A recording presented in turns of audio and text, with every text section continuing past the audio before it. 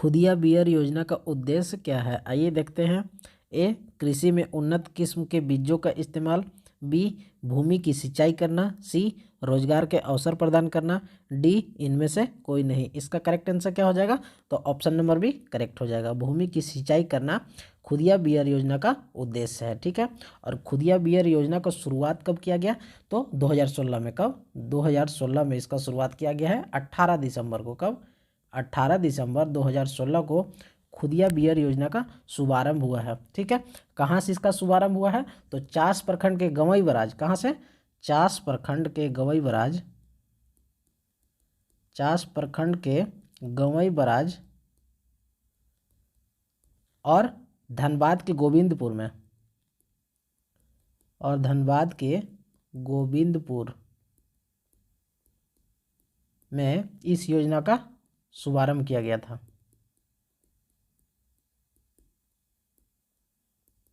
ठीक है। और खुदिया बियर योजना का लक्ष्य क्या था? तो 27 गांवों की 42,000 हेक्टेयर भूमि को, कितना? 42,000 हेक्टेयर भूमि को सिंचित करना इसका लक्ष्य था। ठीक है। अब नेक्स्ट क्वेश्चन की ओर बढ़ते हैं। किस वर्ष झारखंड राज्य के कृषकों द्वारा प्रयुक्त उर्वरकों में सर्वाधिक प्रयोग यूरिया का किया गया था? आइए ऑप्शन देखते हैं। ए, 2011 से 2014। बी, 2014 से 2017। सी, 2016 से 2019। डी, 2008 से 2010। इसका करेक्ट आंसर क्या हो जाएगा? तो ऑप्शन नंबर सी करेक्ट हो जाएगा। 2016 से 2019 के बीच कृषकों द्वारा सर्वाधिक प्रयोग यूरिया का किया गया था। किसका? यूरिया का किया गया था। ठीक है। लेकिन खरीफ फसल के दौरान यूरिया का प्रयोग कितना किया गया? तो खरीफ फसल के दौरान यूरिया का प्रयोग कितना प्रतिशत किया गया था? तो 65.38%। ये खरीफ फसल के दौरान यूरिया का प्रयोग किया गया था। कितना? तो 65.38%। ठीक है। लेकिन रबी फसल के दौरान रबी फसल के दौरान यूरिया का प्रयोग कितना किया गया था? तो 72.18%। कितना? 72.18% जो है रबी फसल के दौरान यूरिया का प्रयोग किया गया था। यह डाटा कब से कब तक का है? तो 2016 से 2019 के बीच का डाटा है। ठीक है। अब नेक्स्ट क्वेश्चन की ओर बढ़ते हैं।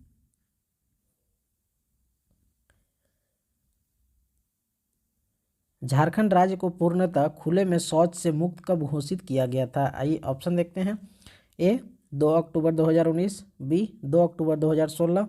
सी, 2 अक्टूबर 2018। डी, 2 अक्टूबर 2020। इसका करेक्ट आंसर क्या हो जाएगा?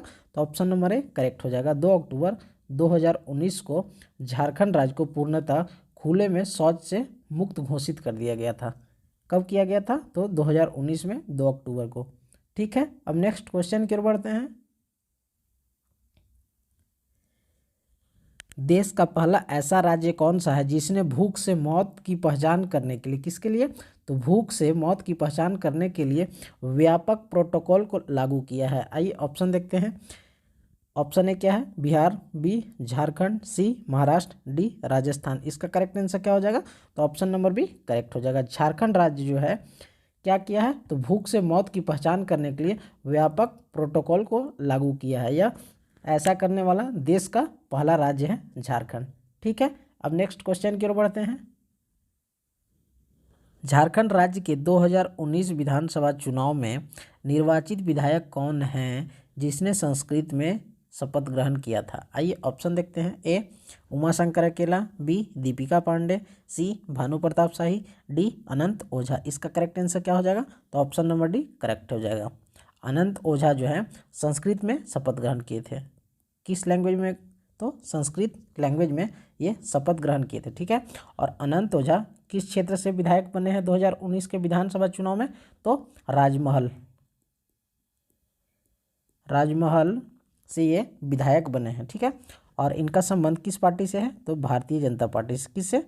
भारतीय जनता पार्टी से इनका संबंध है। ठीक है। और भानु प्रताप शाही वर्तमान में किस क्षेत्र से विधायक है? तो भवनाथपुर विधानसभा क्षेत्र से ये विधायक है। इनका संबंध किस पार्टी से है? तो भारतीय जनता पार्टी। ठीक है। और दीपिका पांडे जो है किस क्षेत्र से ये विधायक बनी है? तो महगामा विधानसभा क्षेत्र से। किससे? महगामा विधानसभा क्षेत्र से।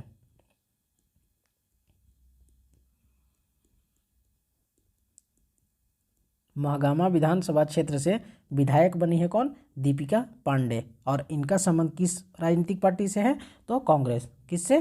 कांग्रेस पार्टी से इनका संबंध है। ठीक है। और उमाशंकर अकेला कहाँ से विधायक बने हैं? तो ये बरही विधानसभा से ये विधायक बने हैं। कौन? तो उमाशंकर अकेला। ठीक है। और इनका संबंध किस पार्टी से है? तो कांग्रेस पार्टी से उमाशंकर अकेला का संबंध है। ठीक है। अब नेक्स्ट क्वेश्चन की ओर बढ़ते हैं। झारखंड के राज्यपाल का निवास स्थान रांची स्थित राजभवन का निर्माण कब किया गया था? आइए ऑप्शन देखते हैं। ए 1947, बी 1950, सी 1931, डी 1957। इसका करेक्ट आंसर क्या हो जाएगा? तो ऑप्शन नंबर सी करेक्ट हो जाएगा। 1931 में राजभवन का निर्माण किया गया था। ठीक है। और इसके आर्किटेक्ट कौन थे? सदालो ब्लेयर्ड। कौन? सदालो ब्लेयर्ड इसके आर्किटेक्ट थे। किसके? तो राजभवन के। ठीक है। अब नेक्स्ट क्वेश्चन की ओर बढ़ते हैं। छावनी बोर्ड के संदर्भ में कौन सा कथन असत्य है? आइए ऑप्शन देखते हैं। ए झारखंड का एकमात्र छावनी बोर्ड रामगढ़ में विद्यमान है। बी छावनी बोर्ड की स्थापना संसदीय अधिनियम के तहत उन शहरों में की जाती है जहां सैन्य छावनी अवस्थित है। सी छावनी बोर्ड प्रत्यक्ष रूप से राज्य सरकार के अधीन आता है। डी छावनी बोर्ड के आधे सदस्य निर्वाचित तथा आधे सदस्य मनोनीत होते हैं। इसका असत्य ऑप्शन कौन होगा? तो ऑप्शन नंबर सी जो है असत्य है। ये जो है छावनी बोर्ड प्रत्यक्ष रूप से किसके अधीन आता है? तो केंद्रीय रक्षा मंत्रालय के अधीन आता है। केंद्रीय रक्षा मंत्रालय के अधीन आता है। कौन? तो छावनी बोर्ड। ठीक है। अब नेक्स्ट क्वेश्चन की ओर बढ़ते हैं। 2004 तथा 2005 के एशियन गेम्स में मुक्केबाजी का स्वर्ण पदक किसने जीता? आइए ऑप्शन देखते हैं। ए नीतू चहल, बी प्रवीण कुमार, सी अरुणा मिश्रा, डी नीरज कुमार मिश्रा। इसका करेक्ट आंसर क्या हो जाएगा? तो ऑप्शन नंबर सी करेक्ट हो जाएगा। अरुणा मिश्रा ने 2004 तथा 2005 के एशियन गेम्स में मुक्केबाजी का स्वर्ण पदक जीता था। ठीक है। और नीतू चहल किस खेल की प्लेयर है? तो ये भी मुक्केबाजी के प्लेयर है। मुक्केबाजी के प्लेयर है। कौन? तो नीतू चहल और प्रवीण कुमार। ठीक है। और नीरज कुमार मिश्रा का संबंध किस खेल से है? तो शतरंज से। किससे? शतरंज से। ठीक है। अब नेक्स्ट क्वेश्चन की ओर बढ़ते हैं। संथाल परगना काश्तकारी अधिनियम 1949 के किस धारा के तहत किसी बंजर भूमि की बंदोबस्ती किए जाने का प्रावधान किया गया है?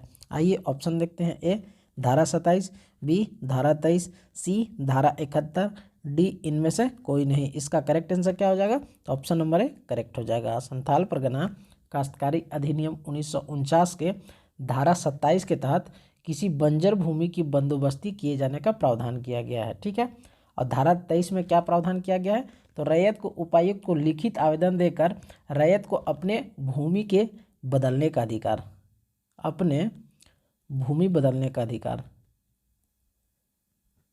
भूमि बदलने का अधिकार यह किस धारा के तहत है? तो धारा 23 के तहत है। ठीक है।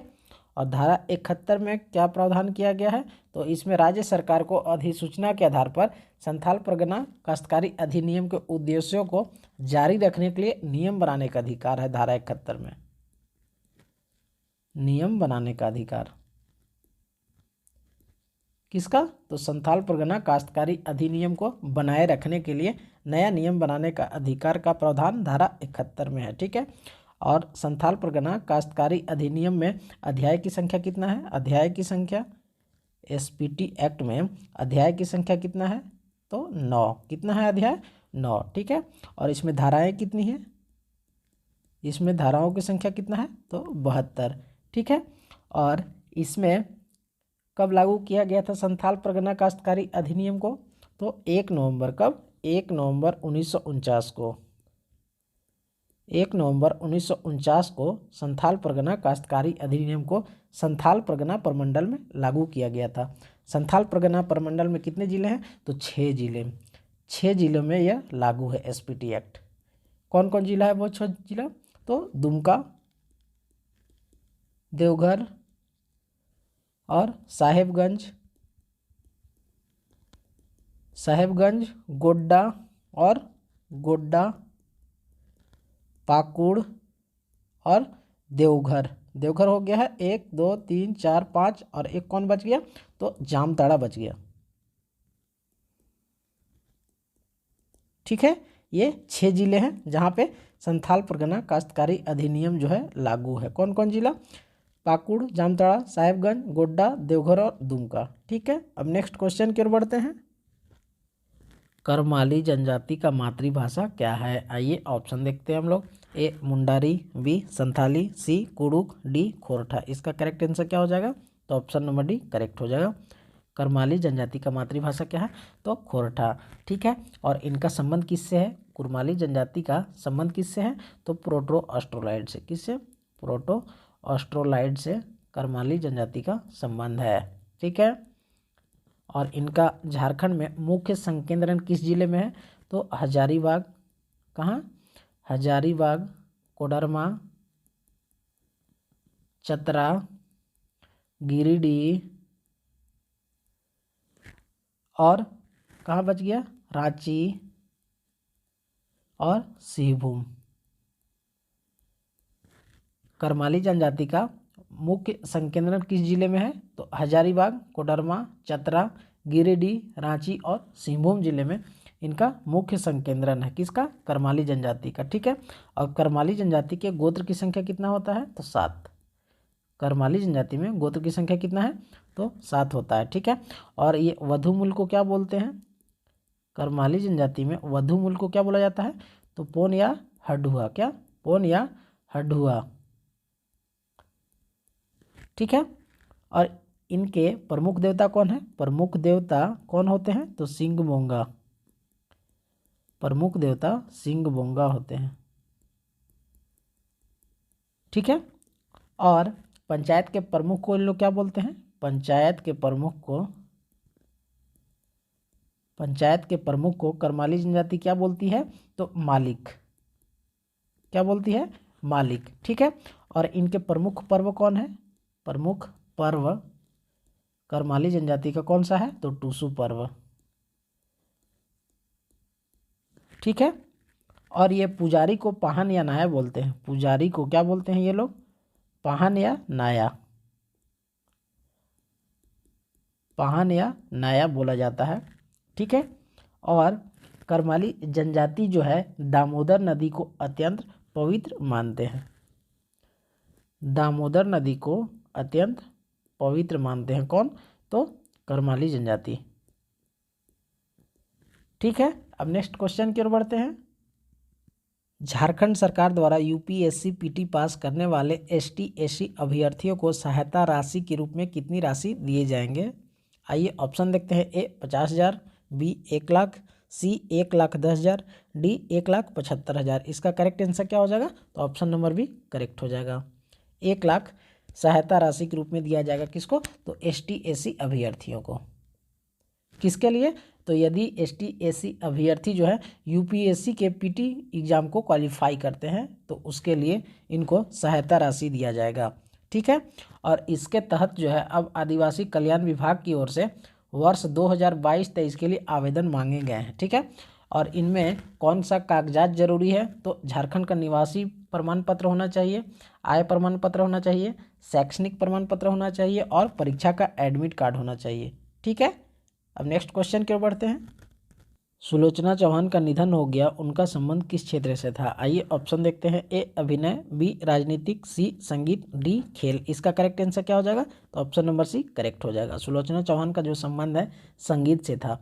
ये कौन थी, तो मराठी लावनी गायिका।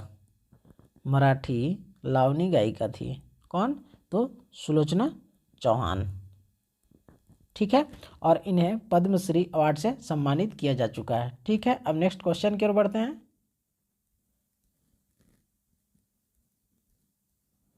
मोपा अंतर्राष्ट्रीय हवाई अड्डा किस राज्य में स्थित है? आइए ऑप्शन देखते हैं। ए उत्तर प्रदेश, बी गोवा, सी हिमाचल प्रदेश, डी गुजरात। इसका करेक्ट आंसर क्या हो जाएगा, तो ऑप्शन नंबर बी करेक्ट हो जाएगा। मोपा अंतर्राष्ट्रीय हवाई अड्डा जो है कहाँ पे है, तो गोवा में स्थित है। ठीक है, इसका उद्घाटन कौन कर रहे हैं, तो नरेंद्र मोदी के द्वारा इसका उद्घाटन किया गया है। ठीक है, और 2016 में नरेंद्र मोदी द्वारा इसका आधारशिला रखा गया था। ठीक है, अब नेक्स्ट क्वेश्चन की ओर बढ़ते हैं। भारतीय ओलंपिक संघ का पहला महिला अध्यक्ष किसे चुना गया? आइए ऑप्शन देखते हैं। A PT Usha, B Mary Kom, C Deepika Kumari, D Sania Mirza. इसका करेक्ट आंसर क्या हो जाएगा? तो ऑप्शन नंबर ए करेक्ट हो जाएगा। पीटी उषा को भारतीय ओलंपिक संघ का पहली महिला अध्यक्ष के रूप में चुना गया है। ठीक है, अब नेक्स्ट क्वेश्चन की ओर बढ़ते हैं। वर्तमान में आईसीसी टी20 बल्लेबाजी रैंकिंग में शीर्ष स्थान पर कौन है? आइए ऑप्शन देखेंगे। ए मोहम्मद रिजवान, बी सूर्य कुमार यादव, सी विराट कोहली, डी बाबर आजम। इसका करेक्ट आंसर क्या हो जाएगा? तो ऑप्शन नंबर बी करेक्ट हो जाएगा। सूर्य कुमार यादव जो है वर्तमान में आईसीसी टी20 बल्लेबाजी रैंकिंग में पहले स्थान पर है। ठीक है, और बाबर आजम का जो संबंध है किस क्रिकेट टीम से है? तो पाकिस्तान। ठीक है, और विराट कोहली इंडिया, सूर्य कुमार यादव इंडिया और मोहम्मद रिजवान का संबंध जो है पाकिस्तान क्रिकेट टीम से है। ठीक है, तो ये आज का लास्ट क्वेश्चन था। जो भी इस चैनल में नए हैं और चैनल को सब्सक्राइब कर लें ताकि नेक्स्ट वीडियो का नोटिफिकेशन जब भी है आपको आसानी से और लगातार मिल सके।